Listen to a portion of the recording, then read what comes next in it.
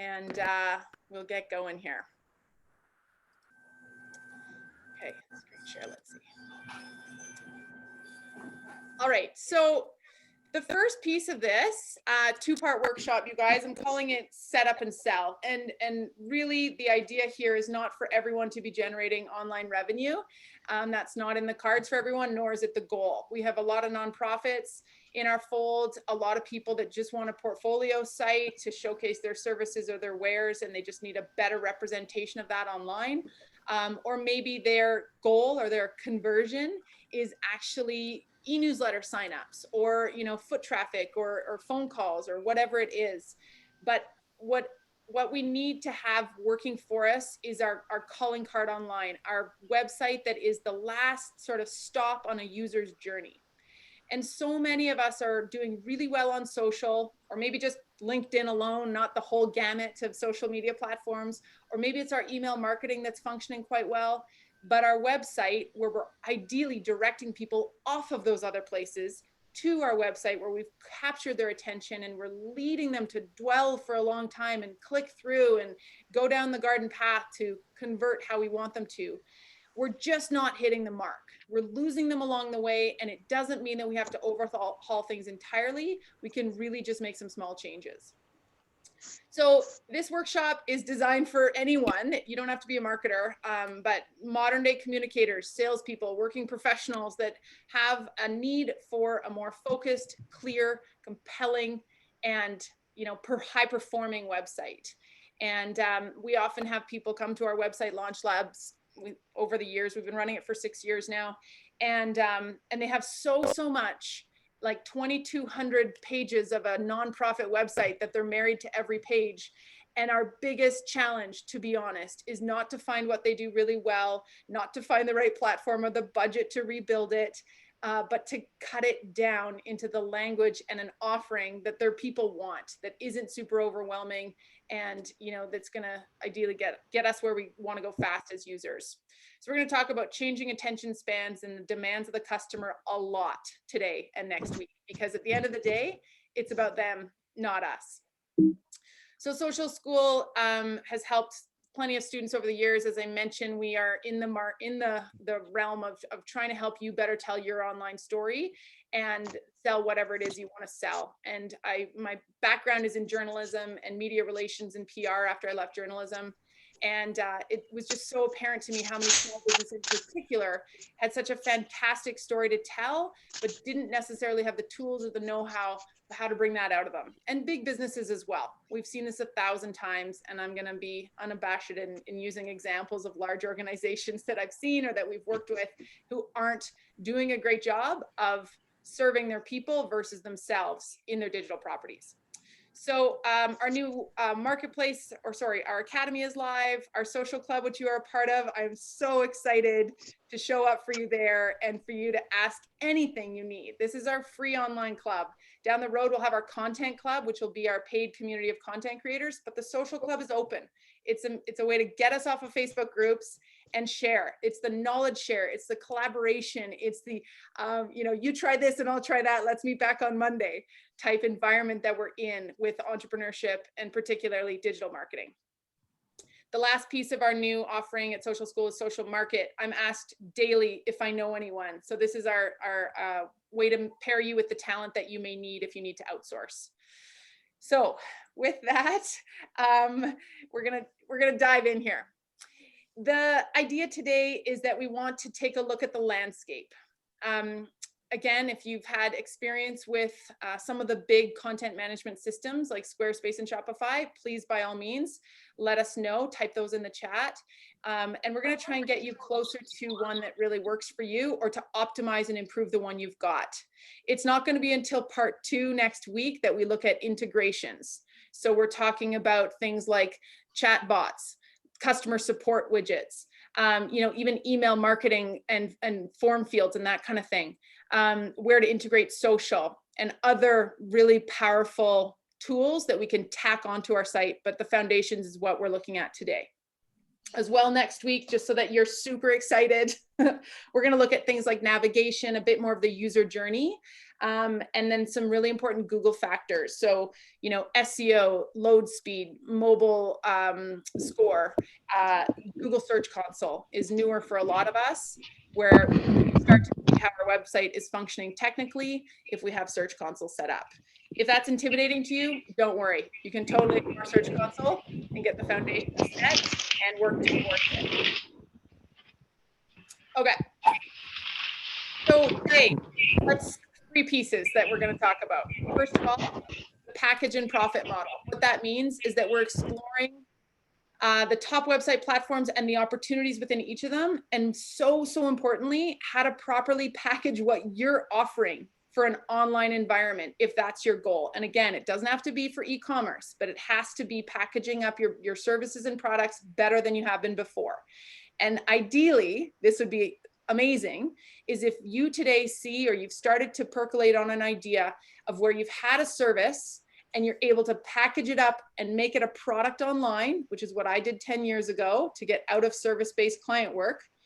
Or you've got a product and you can turn that into a service, a recurring revenue model for your product, some kind of ongoing clientele and repeat customer base that is so important for those of us selling one-off products. So really thinking about a way that we can do that and how that can be a revenue generator and a future proofer for your business. That's part of the framing and formula of it. And, if we know what we want to sell and that it's doable, great. We've got to be so crystal clear in how we're making that, really understandable for our audience, who's going to give us 0.4 seconds of their attention when they land on our website.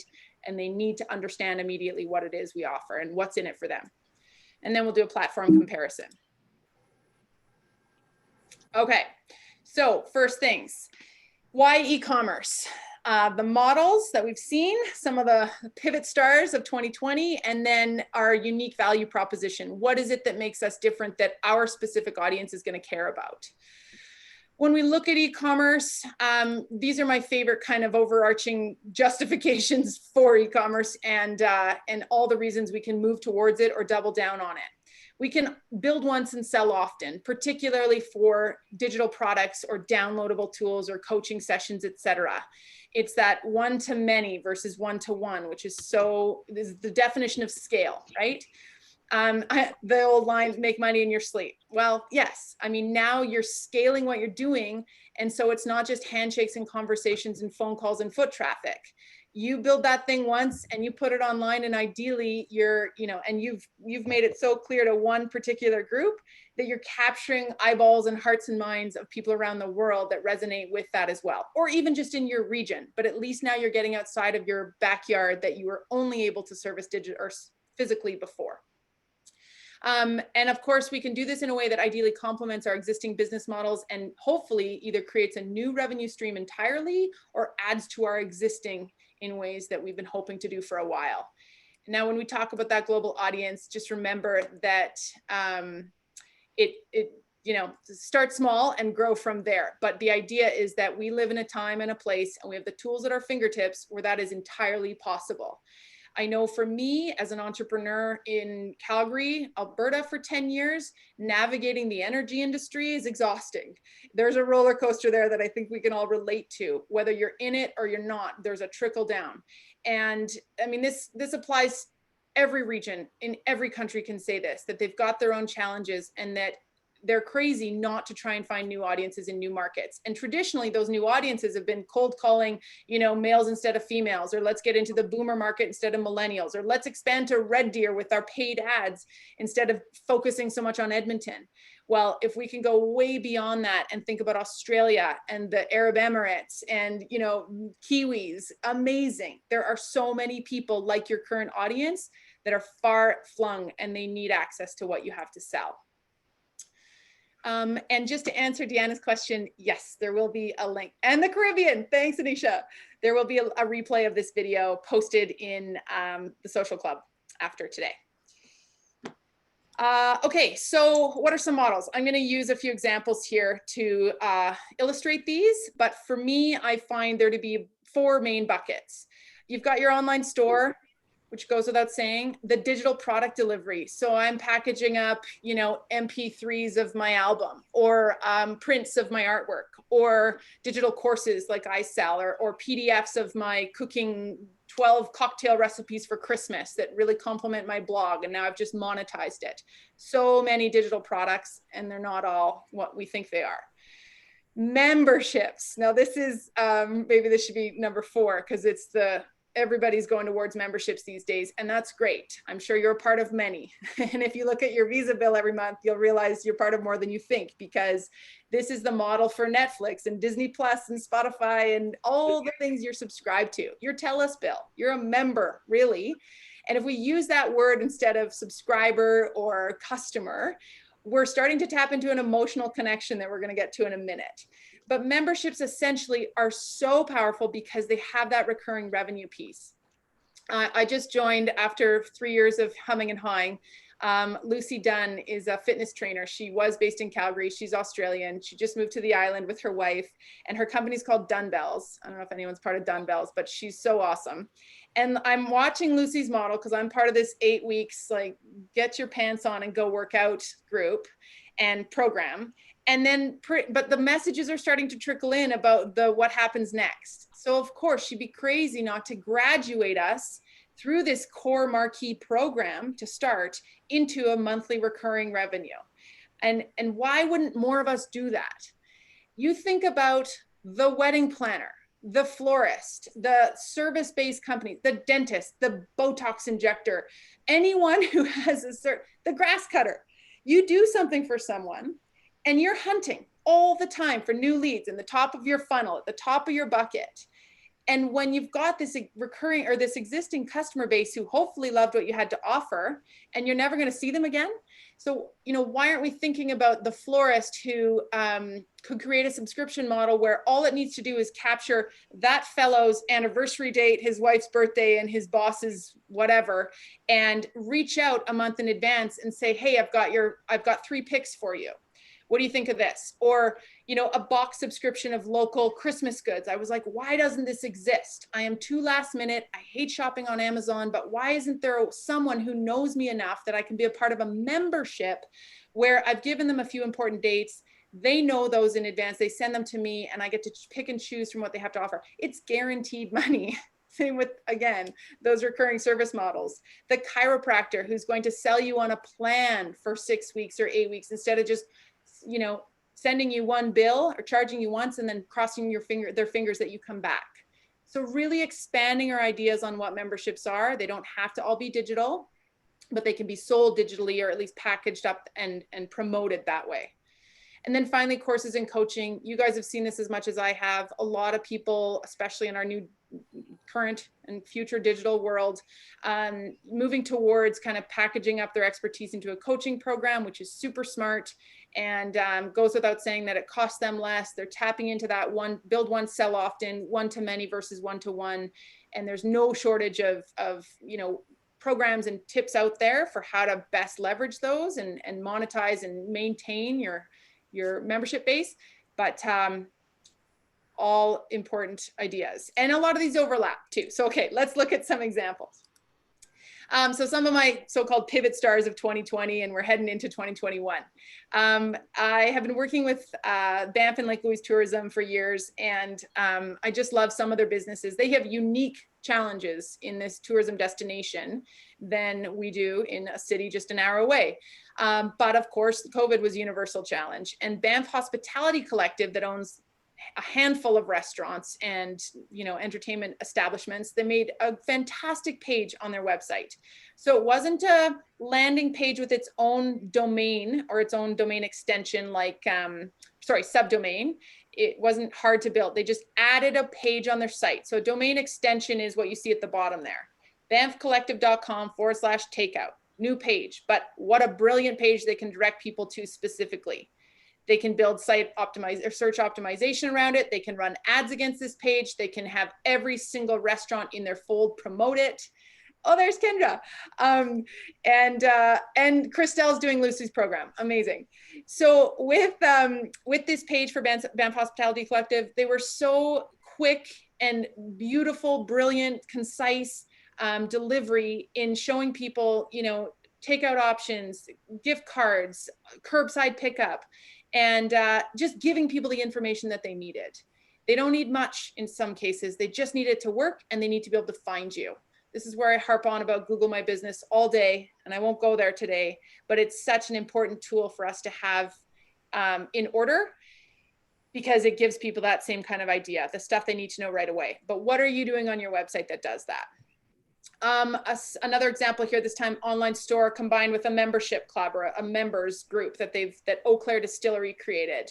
I love this company. Same thing, limited resources, but these guys were quick to create the Cask Club, the online shop. What else can we do above and beyond that we know our people need right now? Oh my God, they would love online delivery during COVID, or, you know, in the season where we have to make it easy for them to switch their ideas of coming in to dine and drink and do it at home. And how cool would it be if there was a subscription there, or again, they made it easy with the, you know, Gin of the Month Club or whatever they may evolve into. This wild tea kombucha example happened right at the beginning of COVID, and I was so blown away by these ladies who took the spirit of community and collaboration to a next level with the WTK and Friends one-stop online shop. And so they knew that a lot of their pals, local business owners and entrepreneurs like them, who relied on, well, they were wholesalers, they rely on these retailers. They probably didn't have a whole lot of online sales. And they knew that a lot of their pals were in the same boat. A lot of these online small shops, and they said, if we can handle the e-commerce side, bring in your products. And now we've got the power of many driving tons of traffic to Wild Tea Kombucha's website. So I'm guessing it was worth it for them. And it's acting as a marketplace of many different products and brands, which is really cool if that's something that maybe applies to you. The Royal Alberta Museum. So we're talking about a physical space that's going to suffer if they don't have physical guests, which is many of us, and they can bring it into a digital membership where they're going above and beyond to make people feel like they're having this similar experience, but at home, from their screen, from their living room. And they have to take it to somewhere that we've never seen. So this is where behind the scenes or gated content or unfiltered access to people has really shone in COVID. You think about, you know, seeing the way people are using Clubhouse. If you've tried out that app, it's the audio kind of on-demand podcasts. And you can, or even just the way Instagram stories lets us into celebrity lives, or the chefs that we love, or our friends. And we want and expect this unfiltered access now. It's just what we're used to. So if you're doing something like this, you've got to find ways to give people what they've never had before. It doesn't mean that it has to cost less either. You're putting in the same amount of work. I mean, most of us. And if you can justify to people why they're going to still pay the same amount and keep their membership active, great. But you've probably had to get a bit creative with that. Mindful Meditation is one of my favorite companies, and they're out of New York actually, but we saw so much shifting, and there's so much pain and struggle right now in the physical fitness space. This was a company that did a really great job, even though I watched them and they had to quickly puke up a few different platforms. They've now kind of consolidated it a bit better. But I wanted to use the example where they're still using their parent site, which is built on WordPress, as their, let's call it their portfolio site, or basically it's an informational site. And then from there you have gateways into other places. But when I clicked on shop, I'm brought to a Shopify store. And that's not to say they didn't have it prior, I just hadn't noticed. But either way, really brilliant to be able to attach your existing website to a simple Shopify page. And Shopify is so cool in that you don't even have to publish your Shopify website. You can just publish products within it and product links so that you can use their checkout and their back-end e-commerce tools without having to have a Shopify front-end site if you want. And then the third thing that they did was their streaming classes through Kajabi. I'm a huge Kajabi fan because I run online classes, but we'll get there. Does anyone have any questions so far, or any examples of maybe their own pivot stars, or someone that you saw doing something really cool in COVID? I know I'm putting you on the spot, but it's my job. Kathy's thinking about it. Thanks, Kathy. And I mean, it's going to continue to change, right? Oh, has Christelle got something for us? No, that was Lucy. Okay, you guys, keep thinking. I'd love to showcase your own sites again too, if you've got something.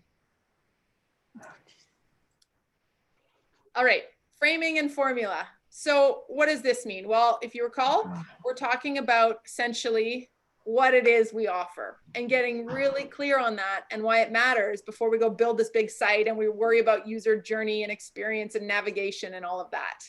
What makes you different? And what is it? This is really important. Have we ever transported? What is it that people love you for? You know that thing, I like to call it our sticky bits, because it's the sticky content that people come to me a year after taking one of our courses and they're like, oh yeah, I took that course.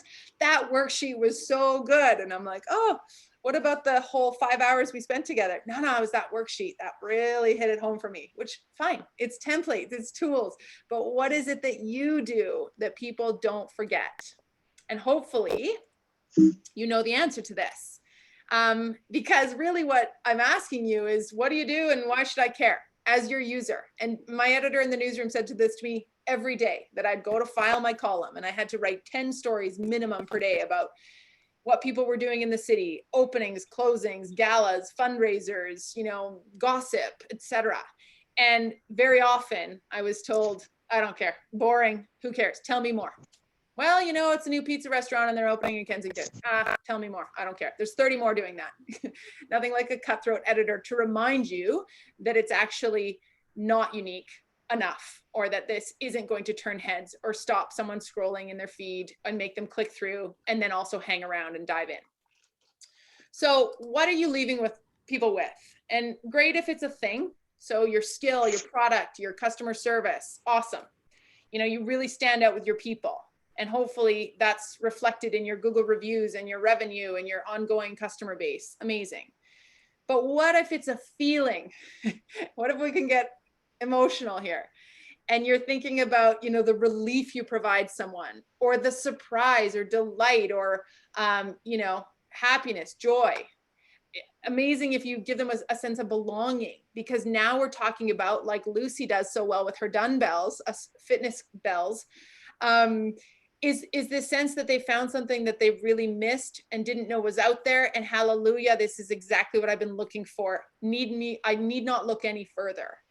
Camp Hoo Ha is another example. I've told a lot of you the story of when I was, I don't know, maybe a few years ago, I won't say how old I was, but slightly younger, and scrolling my feed, and I came across this Camp Hoo Ha, like brownie camp for ladies, and earn your camp badges. And I clicked through and I scrolled down, and there was this summer camp coming up with bunk houses and, like, you know, outdoor activities and campfires and boating.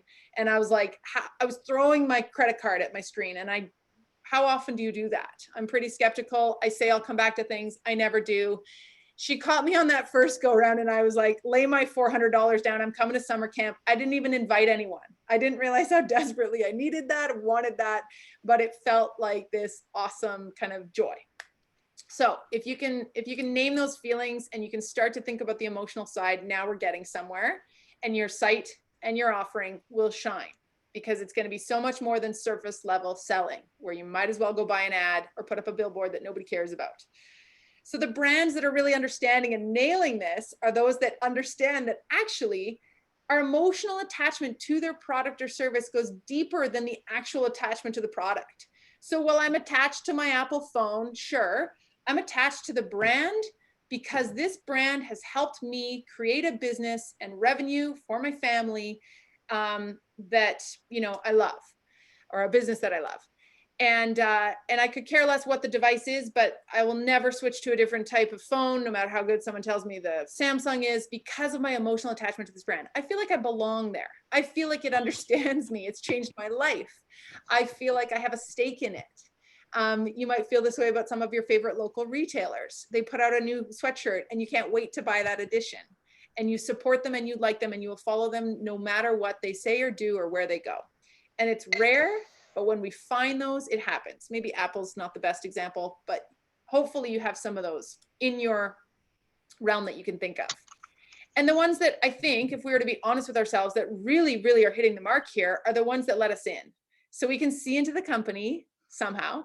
We feel like we belong. We feel like we understand them and we know them and we get their values. So I know that founder, even though I don't know them at all. And I believe in her values so much and what she stands for and what she believes in, because she's made it aware to me. She made me aware of it. And that's the beauty of content marketing and our websites, to show us who you are. And it allows us to connect with you, attach to you, and feel like we belong. So consumers are dismissing organizations and their offerings if there's no personal feeling of attachment. It just is what it is. We live in a time where spin doesn't work.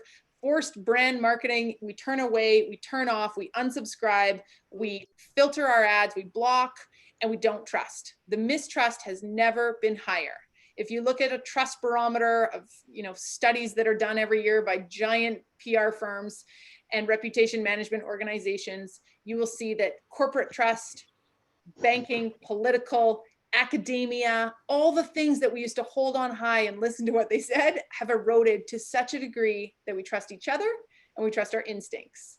So this is where we really need to embrace our people and let them in and almost give up the reins a little bit. We like to say, if you set the stage, they will engage, but you've got to pull back the curtains, be real, know who you are as a brand and as an organization, and try and find some way of connecting emotionally versus just product forward. So transparency is a big piece of that as well. And again, the humanity. Just remember that all of this comes back to what your customer is thinking when they are landing on your site, or when they're thinking of buying from you, or when they're even just discovering you on Instagram. We can't help it, you guys. This is how we're programmed. What is in it for me, Diane? Hoo-ha, yes. We are so short attention span today, and we have so much choice that it's natural for us to only want to spend our time with the things that are going to serve us. And otherwise, we're disenchanted, or again, we're turning away. If your Netflix, you may also like suggestions are off, you're yelling at your husband because he's ruining your algorithm. Or you're like, hey, Netflix, how do you not know this about me? I thought we knew each other. It's an expectation for us. We see this right now in social media. So I don't know if you've noticed, but a lot of social feeds that have been so heavy on feed aesthetic, those perfectly branded feeds that are like an art gallery of perfection and edits, are becoming so much more raw, and they're really going back in a direction where it's, they have no choice but to utilize new features, for one, like reels and lives and stories and all the things that give us more video content, more human moments, but also that are just punchy and quick and again, just a little bit more authentic than a still stock image. Stock, it's not doing what it used to. On a website, it's a landing page that's about me and my needs and not you and yours as the business owner, as the CEO, as the CFO. I don't care what your needs are. Don't tell me you want to sell me on something. Someone made the mistake of saying to me last Friday, or it was on Wednesday, and I was thinking of purchasing this program from this fellow. And I said, I just need some time. No, Kelly, let's talk on Friday. Let's talk on Friday. I got Friday at 3:00. And I was like, well, and I knew I wasn't ready to pull the trigger on it. And I said, how about Tuesday? And he said to me, Friday's our weekend, and it's when we do our numbers. And I was like, I'm out. It was all I needed to know was that I was just a number and a price tag for him. So, and I mean, bless him, he's doing his job in sales, but here this whole time I thought we were more than that. So it has to be about your customers' needs and serving them, and not, and using the language of you and your, and not we and ours. One example I often use here is the oil and gas industry, because a lot of us are familiar with it. And that was, it's an easy example, because it's one that was able to proceed unchecked for so many years. And I don't mean environmentally and standards and whatnot. I'm talking about social license to operate, where they didn't have a bunch of people, us, and I'm not talking either picketers or really forward, like, Greenpeace in their boats. I'm talking about the everyday public that didn't have access and information like we do now. And suddenly now we all care a lot more. We have a stake in it. We feel like it's part of, it's our job, and it's our right to understand what's happening with our environment, etc. But they did not do a good job, categorically I can say this, I feel like, of letting us in, of showing us the benefits, of making us feel like they were good humans, but a lot of these bigger oil and gas and particularly drilling companies. And even when we worked with a big one last year, a massive pipeline company, landing on their homepage. And the first thing we see in the the February 2020, just before COVID, right after those blockades, if you recall, there was massive blockades across the country of pipelines and with First Nations. And their whole website was about their share price, their $1 billion earnings last quarter, their investor report, and how they're giving where they're living and how great all their employees were. And that was their sort of human angle. And it was not at all about their target audience, which they didn't feel was us. And yet here they are, blockaded, literally physically blocked from doing business and from operating and moving forward, because we all do have a stake in it. And that's an extreme example. But if we're not speaking to people with the things that they need to hear, and I'm not talking lies and spin, I'm talking about a language that they understand, that answers their questions, wins them over, leaves them wanting more, then we're not doing our job. So knowing my pain points, understanding my desires, this is where we're at. And I love this example from Marie Forleo. She's a business coach, life coach. They always have really good websites, the big ones. And it's that one line, that world needs the gift that you have. And if that's speaking to you, you're like, it does? Okay, dive in. Show me more. Where's the call to action? Or Tony Robbins, similarly, transform your life. He does then shout out to himself right under, but he's still kind of speaking to us. I've changed a lot of lives. I can give you undeniable results, but it's not a homepage that the first headline is New York Times bestselling author or Oprah's go-to guy or whatever. It's you and speaking to me. Some other examples for our pals at Wix. Not my favorite website platform. However, doing lots of cool stuff and getting really neat places. But what a fantastic tagline. Create a website you're proud of. They know how many of us are embarrassed or not happy with our sites. I hear it all day long, all the time, from big businesses and small. Or what about Nike? They are, of course, heavily resourced, but beautiful, beautiful, clean sites, image forward, incredible campaigns. We've all seen them. But I love this line. I just pulled this morning. It's spring. It's COVID. We're desperate to come out and play. And this is, not just for kids, although I love that they have the shop kids button, but like, we know we can't be indoors and they've cleverly played on that, or they're just hitting the right mark. What a fantastic line that leads me to think like, yes, please. Or what about BarkBox? They know if I'm landing here, I've stumbled on it. I probably am a dog owner, dog lover. And yes, I want to give my dog exactly what they want. Like, so fun. And then locally, ACE Collective, my friend Mandy Balak's company and organization of women supporting women. And again, it's, speaking to people from their desires and their core needs. And if it's not for you, you bounce. But if it is, wonderful. You've segmented and I've self-selected and I'm going in for more. And it's going to keep leading me in and down the garden path. Here's an example of a site that I was a part of building last year for the Aesthetic Center for Excellence. So ACE Academy. It's a Botox school, to be honest, from a friend of mine that owns a very large medical aesthetics practice with plastic surgery and everything else. And I knew very little about it in terms of who qualifies, but it's only for nurses.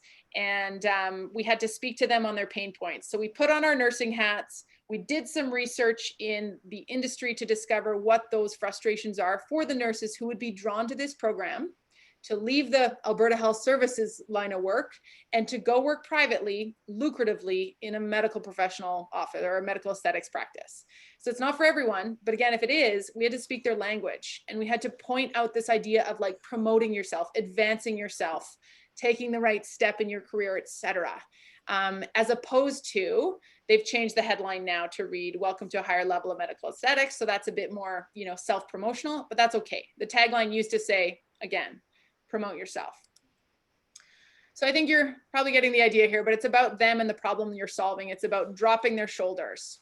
I'm just going to break here for a minute and see if anyone's got any thoughts. Christina is saying that Livia Sweets from Vancouver brought their cafe and bakery online through Shopify, started packaging their passes and created pre-ordered Sunday suppers to take home. Amazing. Thank you. We'll look at them in a second. That's really awesome. Okay. Any questions, you guys? Feel free to pop them in and I'll just keep checking that as we go. So we're getting to the end of section 2 here, I promise. But what I love to think of is the transformation. It doesn't matter what you're selling. And I know it's hard for a lot of us, especially the tax accountant or the physiotherapist or the, service provider of any kind, the B2B marketer that constantly says, I don't have cool succulent plants to take photos of, to make a super sexy Instagram feed and, eye candy. I don't own a boxing gym with unbelievable daily content that I can capture so easily on video. I get it. I hear you. The thing about it is that we have to fast forward past that actual service delivery of, yes, I don't want to see, and nobody maybe needs to see photos of you doing someone's taxes, but they need to see who you're serving. They need to see how you've changed someone's life, particularly 80% of us who have maybe a backdated tax year to catch up on, or who just crippling anxiety over doing it. Find those people and tell their story. Maybe 5 testimonials a year that can go so far, or portfolio pieces of, Humans of New York style showcases or profiles that explain to others what you do and what you provide in the end result. What do your customers need to hear here? What do they feel? And it doesn't always have to be pain points, and it doesn't have to be super contentious or emotional, but something that's a little bit like my Camp Hoo-Ha example. It's a bit of joy. It's a bit of hallelujah. Dreams and desires, so important. Know them, understand them, and speak to them. My girlfriends and I, some of you have heard this story, we had a 40th birthday party a year and a half ago, maybe, and such a blur. And we put out invites on Evite. And my girlfriend, who was responsible for making the Evite, I hope you don't mind this lurid tale here, she made the title, the subject line was your first 3-way. So it was a 3-person birthday party. And then, something about 40th, blah, blah, blah, ladies on the loose. And it was a big husband and wife. Anyways, it was a big party. It wasn't just women on the loose.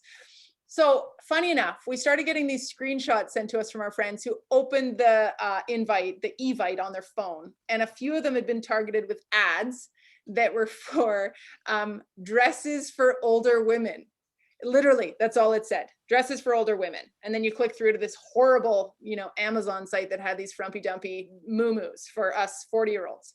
And it made me laugh so hard because it's a perfect example of some, as I like to say, some kid in his basement coding Google ads for old ladies, and he doesn't know us. But had that said, feel super hot. Oh my God, have a good time. This is the dress you need for one night out away from your kids, or whatever it was. Amen, I'm clicking and I'm probably buying.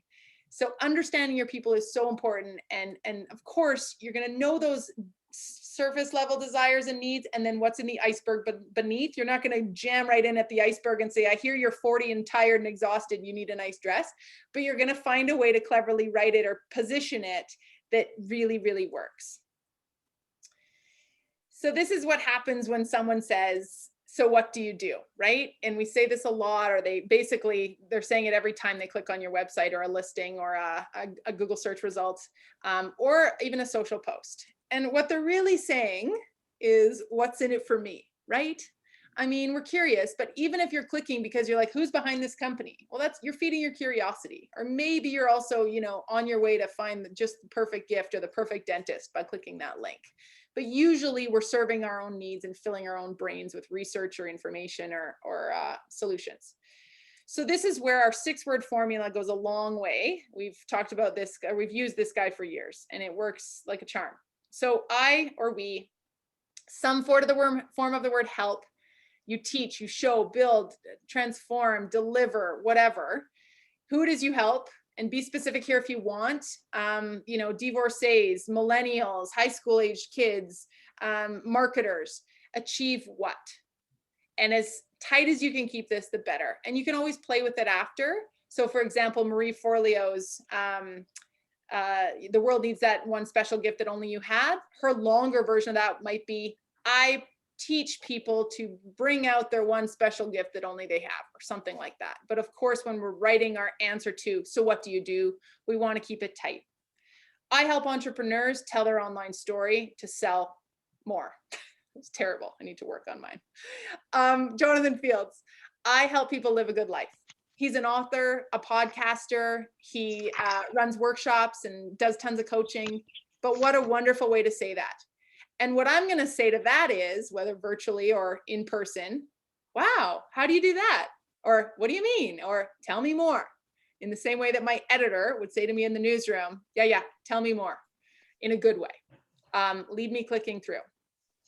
What about Rachel Gogos? I help people build brands they're proud of. Well, she's a CMO, but what a wonderful way to sell herself, to say this in different kind of terms than we've heard before, as opposed to I'm an award-winning, content marketing expert or something like that. We build better families. She's a divorce counselor, or family counselor, I should say, using the word build. And that can, of course, be changed out no matter who she's speaking to or what the context is. Better families, but also stronger kids, or, adjusting as needed. This guy is a lead generation expert online. He sells software, but instead of saying that, he says, we introduce people to their customers. Very cool. So you're not going to walk up and say that in person. Hey, what do you do? Well, I introduce people to their customers. But you're going to use it in a way that works. And we can get away with more in a tagline on a website than we would in person. And that's awesome. You can be far more creative. This I think says it all. Startups can't explain what they do because they're addicted to meaningless jargon. So many of us are addicted to meaningless jargon. Your industry is not familiar to me. And if I need my tires changed, I do not want to go on your, auto body website and necessarily, if I'm your target audience, which probably I am, read all about the latest, deep technical aspects of the new whatever model Ford. I just want to know the basic information that's going to help me buy your primo service of tire rotation or changing. So really understanding what it is they're searching for. What are those search terms and queries that we can discover through Google Analytics or through Search Console to see exactly what it is, and some other tools we'll look at next week. And then we're answering those questions exactly as is. We're writing blog posts that say when to change your winter tires, how much it should cost to change your winter tires, etc. So giving people what they need, no less. So your number one goal here, you guys, be the solution that your people are desperately seeking now and later. The later being that we've got to put on our crystal balls a little bit. And I know it's tough, but even if you're thinking about next quarter or the one after, but we can all extrapolate enough from what's happened during COVID and where our audiences are and how that's shifted, and what we need to do to step in and fill the void of a need, not just put something out or keep flogging it because we always have, but seeing what's necessary now and filling that void and that gap. And then the second part of that is to do it in a clear and concise and compelling way that gives them a reason to click. Okay, I'm going to answer some questions before this is one of my favorite lines, if you confuse, you lose.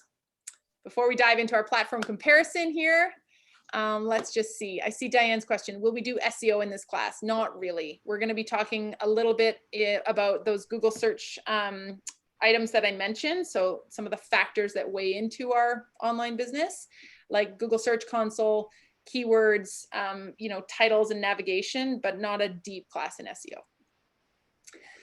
Bring your own bubble. You guys are hilarious.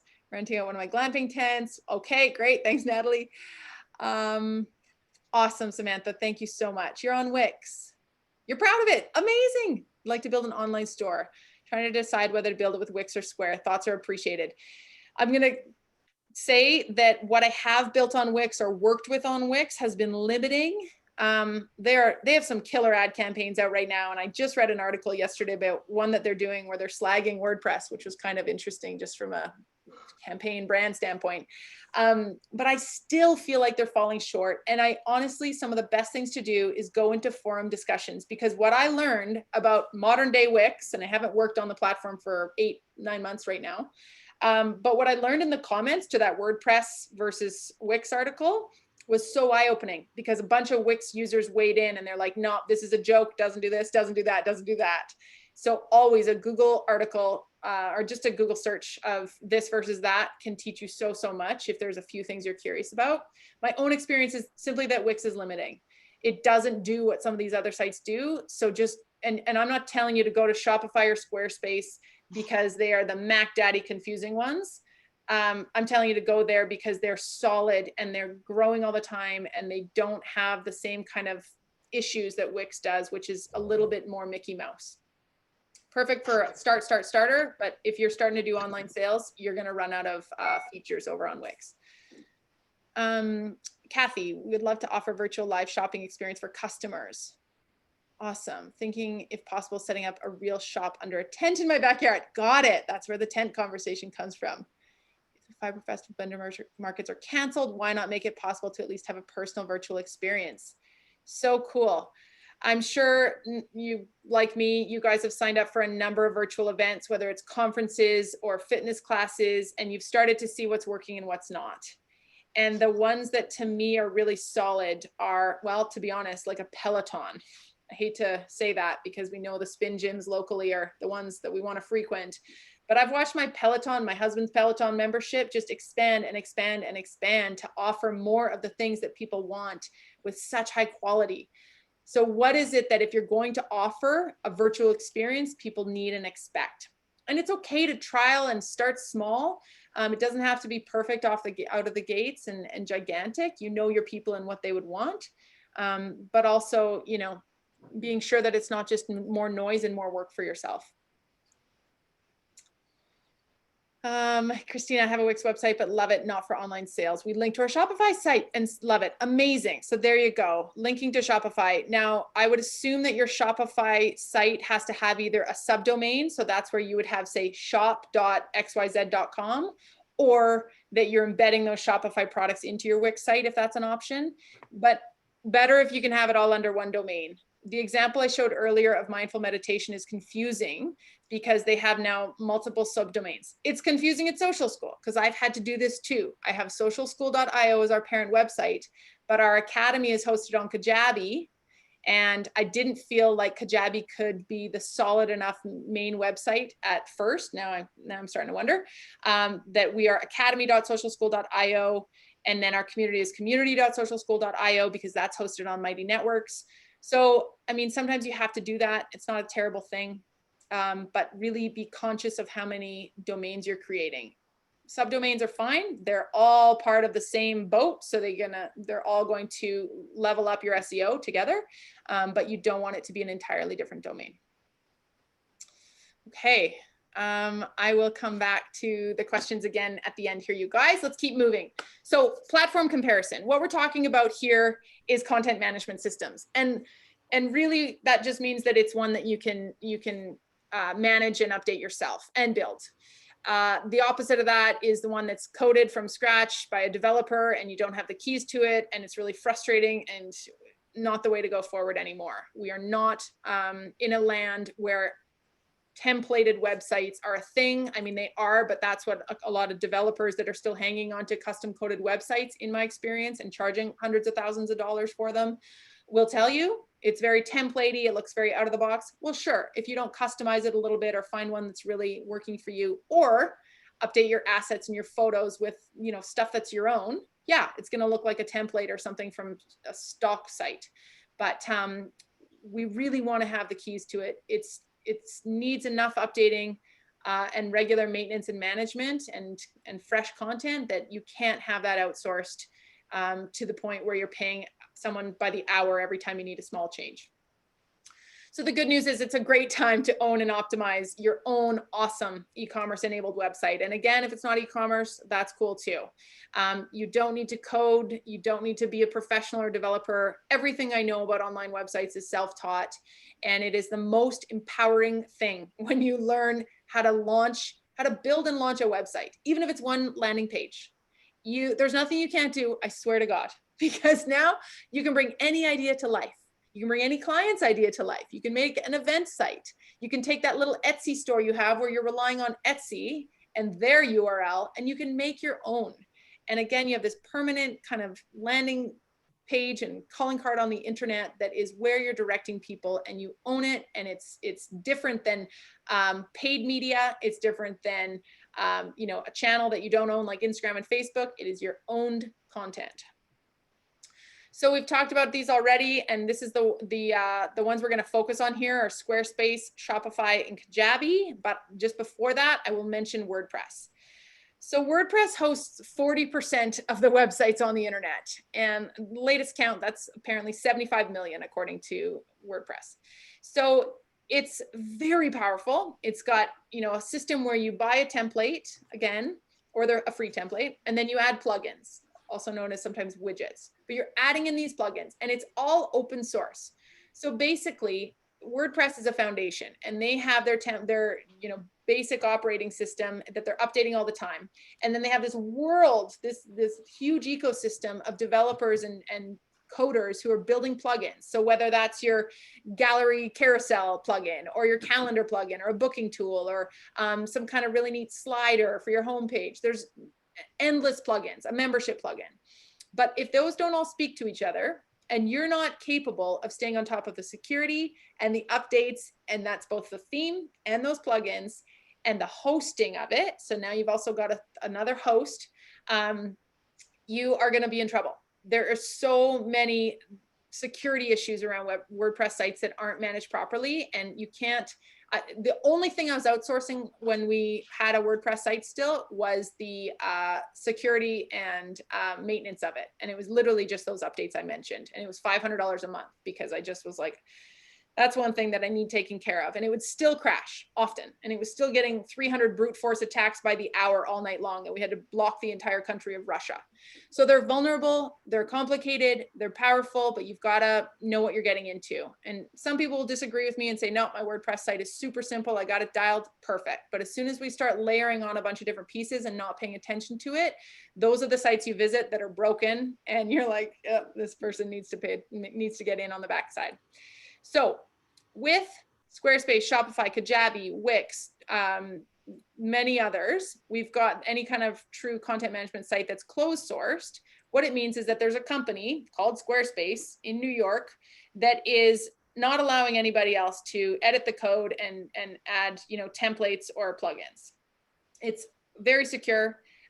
It's self-hosted, so you're not also going to find somewhere to host your site. It is all part of your subscription. It's beautiful ease of use with Squarespace. They are known for form and function together. Kirsten's asking, can a WordPress site be transferred to Squarespace? You can export your files, but that's basically just exporting your images and your copy. You're going to have to rebuild it in Squarespace. They always say you can export it, but it's going to puke out a very big kind of document for you. It's not like it's handing you a pre-built site that you can just magically upload again. You have to rebuild it, but it's not that difficult if you know what you're doing. And if you can cull it down to a 5 or 10 page website, not a 50 page website. One thing you can import pretty easily though is blog posts. Those are generally really migratable. So, I've always had Squarespace websites and always pushed clients towards it. And it was the only platform we've ever taught on our WordPress Launch Lab until this year. And now Shopify has made such a run for it. It's like, I think Canada's highest ranking company right now in terms of earnings and value. It's incredible. But Squarespace is still absolutely beautiful. And it does have e-commerce. So I would describe it as, Squarespace is a little bit more about the beauty and Shopify is more about the function. And they're both improving all the time. When we talk about all-in-ones, what that would mean is that it has the ability to also have e-commerce and then email marketing tools. So for the longest time, we've had our Squarespace websites or our WordPress sites, and then we've of course also had MailChimp or Constant Contact. And so we're like building our list through a form embedded on our website, and then that gets sent over here to MailChimp, and we're then email marketing from there. But now Squarespace has that built in. Shopify does a little bit, it's kind of weak. Kajabi also does. So we'll get into that when we look at integrations next week. But just so you know, when we talk about all-in-one, they're not all the same, but generally it means they do more than one thing. Squarespace is pretty affordable. I would always go with the annual if you know you're going to be on it for a while versus monthly. And a business site you can do for $225 US a year. And really, when you think about it, for anyone kind of wondering whether that adds up, it's the most important marketing tool you have. So to spend $200 to $500 a month or a year on your website, absolutely worth it, 100%, especially on a secure site that you're not also paying for hosting. One thing you will pay for on top of any of these sites is your domain. So remember, your domain is hosted here and then your site is hosted here. And Squarespace will do both. Shopify will not. So usually having a domain is about $10 a year, $20 a year. Any questions on Squarespace, or anybody have any thoughts on Squarespace before we head over to Shopify? Colleen is saying, just wondering if you have any thoughts on WooCommerce. WooCommerce, to my knowledge, is a WordPress plugin, I believe, that allows you to sell online and also have memberships. So a lot of people that have WordPress sites use WooCommerce, and I'm pretty sure it's the largest plugin in that space.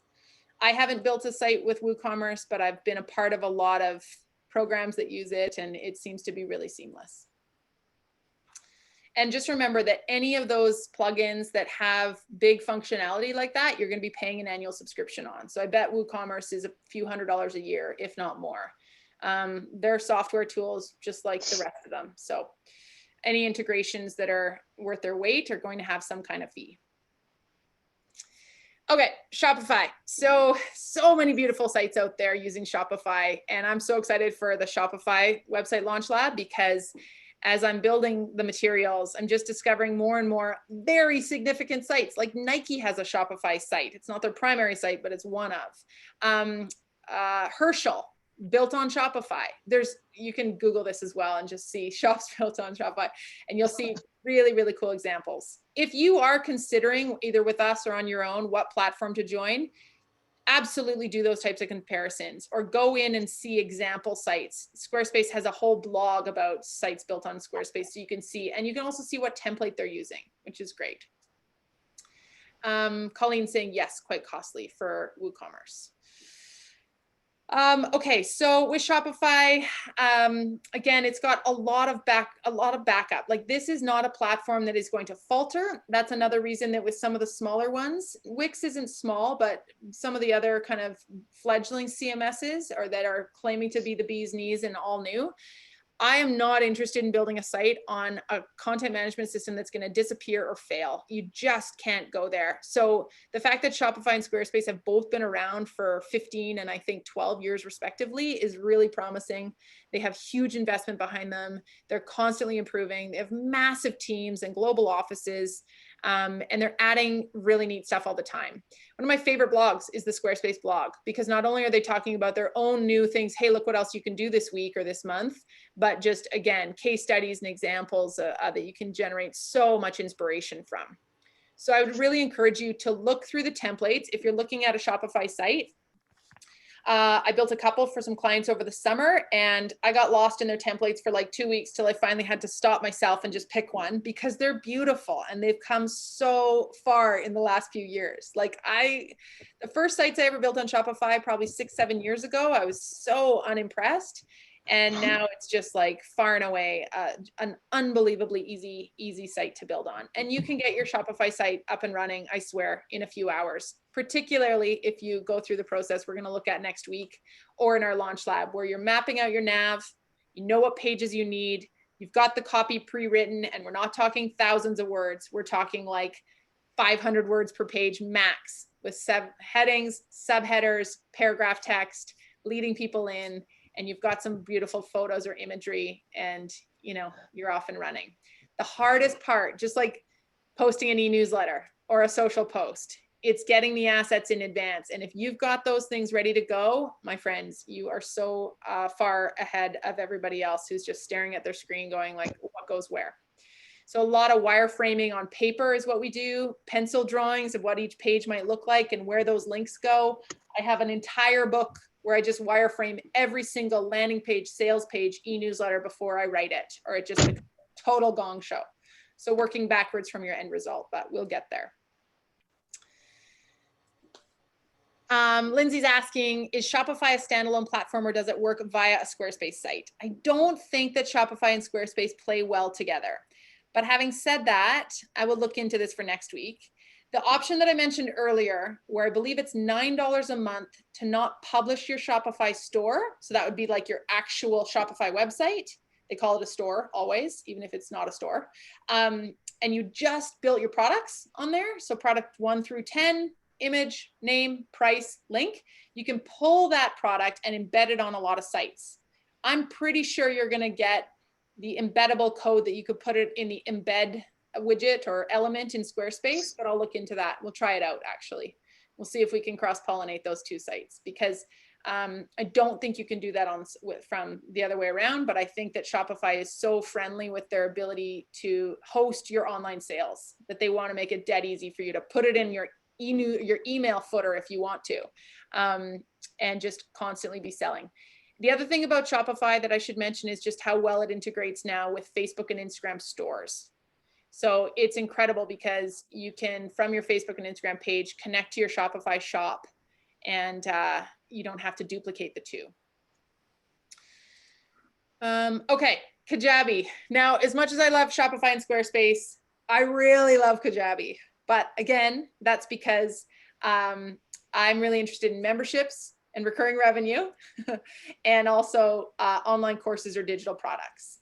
So, and then the final piece of that is actually landing pages, which I'll get into. So this is a true all-in-one. It has so much to it, but it's really expensive. Having said that, they're not also taking a piece of your digital course sales or of anything that you sell. Whereas a lot of Woocommerce, for example, I believe, and Member Hub and Shopify, they take a percentage of your sale. So before you decide what you're doing, do some Googling and find out what the transactional costs are. Because as we all know, PayPal and Stripe are going to charge you, if those are your two payment gateways, I recommend, but maybe you have Apple Pay as well or whatever. There's going to be a fee there. It's usually 2.2 to 2.9% per transaction. Then sometimes your credit card company also charges you. So you've got to look into that. Usually not a double dip, but it depends. And then worst case is if your platform is also charging you a transaction cost. And that can really obviously add up. It depends on the volume you're doing, but over time that becomes really painful, especially if you didn't realize that was going to be a thing. So I really like that Kajabi is a flat price. No matter how many digital courses I sell in a month, my fee will always be $3.99 a month US. Does it hurt that it's a $550 Canadian subscription per month? Absolutely. But I've cut out so many other things. Case in point, landing pages. A landing page has no nav generally. It's what you send people to really keep them focused. I've launched a new ebook. I'm running a webinar. I've got a list building exercise going on, or a campaign or a contest. And I don't want them to get lost in all the other junk on my site by building a page that includes my regular header and footer. I'm just going to send them here. I have the ability in Kajabi to remove my nav and my logo and my footer and make it a beautiful standalone page. Maybe just my logo remains or something. These are just some templated examples for them. Well, there's a lot of sites that do this, and we'll look at them next week when we talk integrations. So we're talking lead pages, lead funnels. Gosh, there's a few. Oh, Sumo, where you have welcome mats. Again, landing page. There's all sorts of names. So those are usually $100 a month. I was lead pages for years, and also ClickFunnels. That's the one. So don't underestimate how these other pieces add in. And then on top of that, your email marketing tool. So Kajabi has that built in as well. And not only is it just email marketing and lead generation tools like this, but you've got funnels, and those are really cool. They call them pipelines. So I can take someone from a landing page to a form or an email delivery system. They're going to get a sequence of emails now that delivers the ebook, follows up on the ebook, tells them about something else, gets them into my main list, gets them buying a course, whatever it is. These are these really beautiful pipelines. And you can build them in a way that's so cool. If you look up here on this kind of bottom right corner, this is the idea. And normally this happens in an actual email marketing tool or a lead gen tool like ClickFunnels. This is all ClickFunnels right here. And a lot of it is not for us, you guys. Like, I don't mean to lump us all into the same boat, but there's a lot of snake oil to be had on the internet, and I'm the first sucker to sign up for it. And some of the lead gen tools are like just so in your face, and they're all about the funnel and the sales and this and that. And really what you need is a beautiful offer, a standalone site, and the ability to put a web form in there and then deliver like crazy from there. So don't get too caught up in all the shine of these other integration tools if you already have a major, a platform that can do it for you. So that's why I really love Kajabi so very much. Is anyone else using Kajabi? It's come a long way in the last few years. Velvet is saying, love it. but be ready for it because it is expensive. I've had it for a year and I'm just getting into it. Me too, Velvet. And I was paying $149 to just host max 15 courses. And then I needed to unlock more courses and really tap into some additional parts of it. So another thing to be conscious of is with your email marketing, and Squarespace has limits as well. So even though when we look at Squarespace and the cost of $12 to $40 a month, the reason I put the plus there is because as soon as you're adding on additional marketing tools within their suite, within their offering, you're paying another $12 a month, another $40 a month.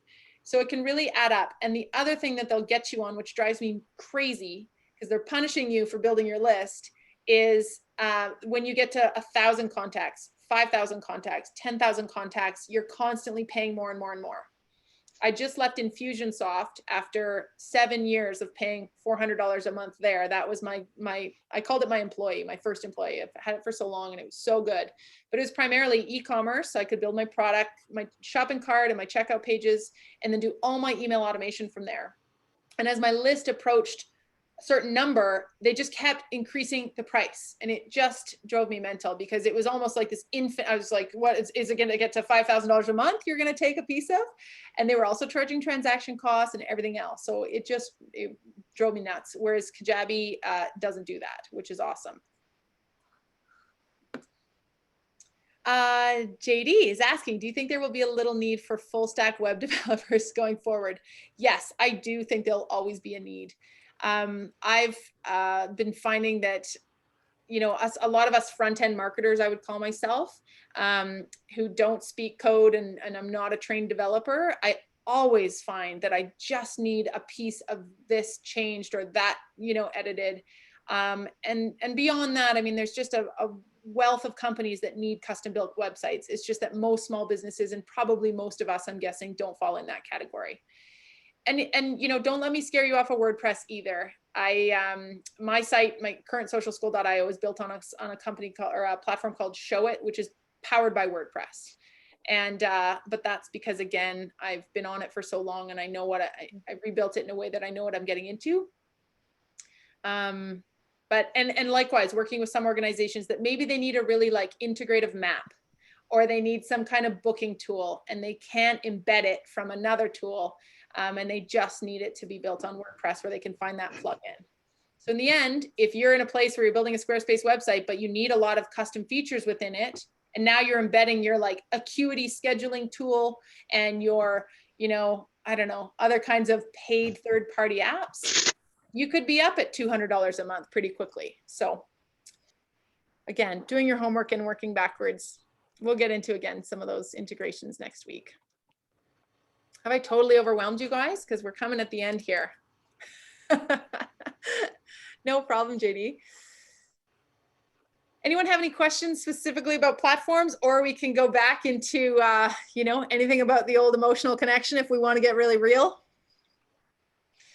Writing your 6-word bio, if anybody's willing to volunteer those next week, would be so awesome. You guys are very quiet, but please feel free to unmute.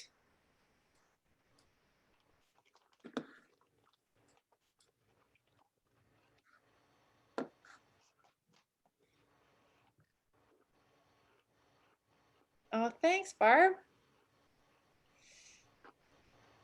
Diane, did you have something you wanted to say? My brain is exploding because this is like all so new to me. I have a Squarespace site and it was kind of chopped up by the Shopify people, and so now it's empty and I have to start over. Okay. So it's just, and somebody built the site for me, but I don't really understand it. That's why I'm here, I guess. So I'm just afraid that I'm just not going to be able to keep up or learn all this, but I just have to be patient, I guess. It's true. You know, I truly, truly believe that, and we say this to every single class in person and online, is that, and I said it this morning to our SEO group from Banff, if there's 10 things we're talking about, there is no way that all 10 of those are going to apply to you, and nor should they. And what's ideal is if you can pick 3 things and start there. And I know that sounds trite, but where is your starting point? And that may simply be of sort of backing it up a little bit and writing your offer in a way that speaks to your core audience. And then from there, when it comes to putting that onto a website, I can't tell you how much less is more. And I fail at this all the time because I struggle with brevity. I always want to over deliver, and it confuses people. And so if you can work backwards from what you know they need and just write out 1 or 2 lines and start with a landing page. Honestly, Barbara, Diane, what so many people do is they have a landing page up and it's a site coming soon under construction, and it stays there for 2 years. And I always think, if you could have just put a great tagline on there, you know, I help divorcees find their feet again, something, contact us, or a form that connects to your email or whatever it is. It's doing a whole lot more than having nothing or having a confusing site. So for those of us that are ready to take it to the next level, sure, we're going to be talking a lot about search optimization and integrations and lots of e-commerce, but there's so many people, I promise you, that are simply needing to back it up a little bit and maybe appear online for the first time, or just erase the current garbage site that they have and have a one-pager. Can I just ask you one more question? Sorry. Yeah. So should I worry about doing SEO now, or just get my site organized and up again? I'm an artist, but I also run a website for another company. But so should I just not worry about SEO and just understand the site? Yeah, absolutely. All of these programs that we covered will have built-in SEO features that are so dead easy. And what you really are going to need to do is put your site title in and your site description, and right away that will populate on Google. You may not have a search result if I did a brand search for your company specifically, because I know your name. So it's not a broad search for your industry, but I know your name. It's going to come up. Google will index your site, meaning it will find it and it will serve it up to me. And it may only be 1 line with your description right under it. You may not have sort of a larger search result. If you look and you do some Google searches, you'll see that some websites have several, it's called a snippet, where they've got several pages showing up and it's a longer search result. Well, that just simply means that they've given Google more information about themselves in Google Search Console, or they've been online longer and Google's web crawlers are like, oh, there's their about page, their training page, their tools page, and their contact page. This site is well trafficked enough that we're gonna reward them with more real estate on the search engine results page. But to start, just by putting in the basic business information that Squarespace, Shopify, they're going to prompt you to do, you'll show up. And I think so many of us get worried about preserving our search optimization or our results if we're moving over, when what we don't realize is that a bad site that's slow to load and not mobile friendly is actually harming your search rankings. It's very prominently stated by Google, even though they're quite quiet about their algorithm. But they make no bones about the fact that if your site's not mobile friendly and it's not optimized properly or loading quickly, or it's confusing and people get there and then they bounce right away because they're like, I don't know what this is, it's not what I thought, it's not going to send them there. Google will certainly not reward you with high rankings. So cleaner, start from scratch. Honestly, I think it's the best way to go. Thank you. No problem. Anyone else have any thoughts? Dale, did you say you were overwhelmed, my friend? Where'd you go? He might have jammed. I can't tell you enough, you guys, how it's important to start. There you are, Dale. It's important to start with pen to paper. We don't do that in any other class except for our website building courses. As Dale chimes in, I'm going to try and find you an example of a wireframe, but here's one right here. So every time I'm building a site, I don't know if this is a secret one. I can't tell which one it is, but it's on page 1 of my notebook. And I just know what's going to go where. And that's just simply little elements of like blocks. So you've got a header. You've got, that's a personal blog. You've got an image. You want to have a button underneath it, and if you Google wireframe, you'll see it. But it's sending people to the first stop, followed by the second stop. Where are they going next? And I've got this exercise for you next week in an actual worksheet that you can print out, and we'll draw some of these things, and they can literally be like 4 elements on a page: banner, image, copy, button. Dale, did you want to say anything? Well, you commented about changing your tires over earlier. I have what I'm doing is gathering that information and passing it out. So that's I'm on Instagram and Facebook, and we're going to launch a website here soon. And it's excitement at its finest. We're going to get there. It's just going to take a little bit of time. But change your tires out to summers, mid to late April. Okay, amazing.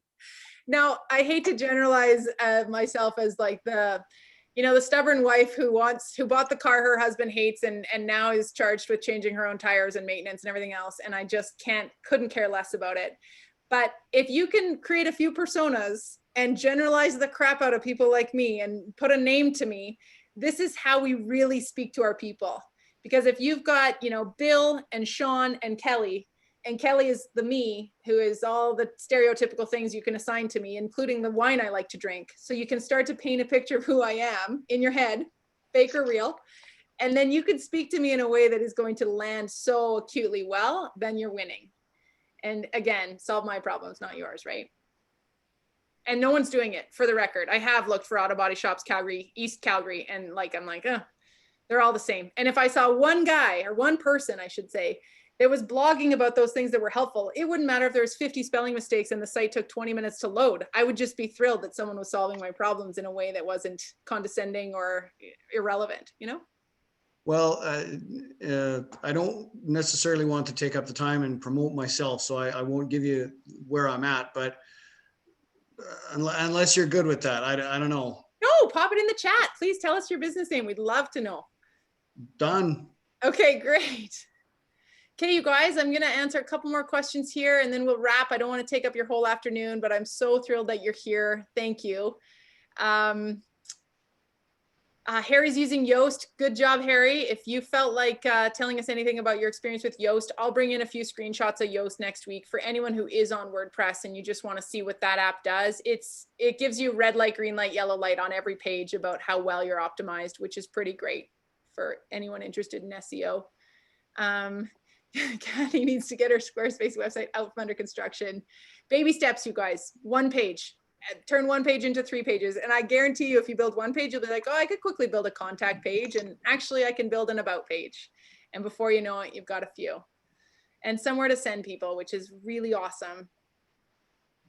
Amazing. Natalie is founding Squarespace to be easy for the basics, but I know there's more to it. Have to be brave. And if you guys, when we do our website launch lab, if you're interested in that, we'll do it takes 30 days for a reason. You can't build the site that has the types of things that we're talking about, or that would be worth your investment in an actual course in an hour. But we do it for a couple hours every day for 30 days and you land with something that is really powerful. And if you're interested in that, I can certainly send you more information, or it'll be on our website very shortly too. There he is, Dale, car guy _auto search on Instagram. Amazing. All right, thanks everybody for being here. I will post this replay and hopefully see you back here again next Wednesday, where we'll be, like I said, drawing some things out. And if you have any requests on anything you want to make sure we cover next week, please feel free to email me, DM, whatever you like to do. I'll find you somewhere. Thank you all so very much. Thanks, JD. So nice to see you all. 6-word bio, Laura. Amazing. I'll work on mine as well. So it rolls off the tip of our tongue. Have a wonderful rest of your week, you guys. Thanks so much.